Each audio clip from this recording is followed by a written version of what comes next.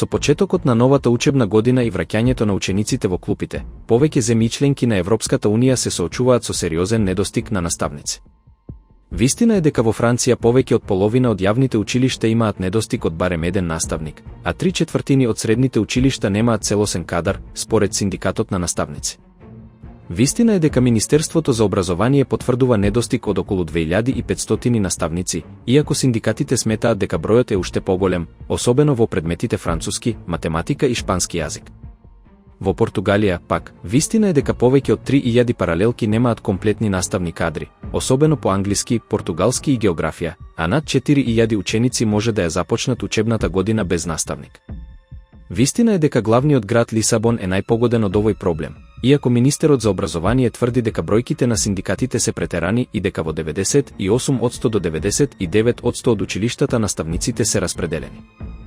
Во Белгија, вистина е дека недостигањето наставници е наизразено во франкофонските средни училишта, каде недостигаат и до 1/4 од потребниот кадар.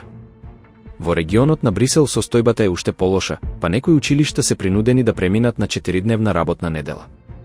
Вистина е дека проблемот со недостиг на наставници не е ограничен само на овие земји.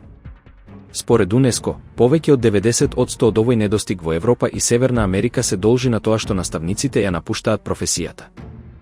Вистина е дека последиците од овој недостиг се големи, зголемен работен товар за наставниците, намалено време за учениците во училница и ризик од пад на квалитетот на образованието.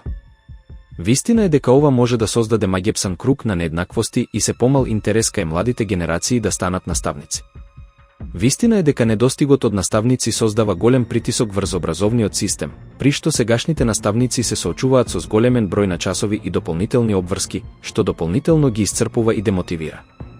Вистина е дека оваа состојба може да доведе до намалување на квалитетот на наставата и до потешкотии во обезбедувањето индивидуален пристап кон учениците, што е особено важно за нивниот развој и успех.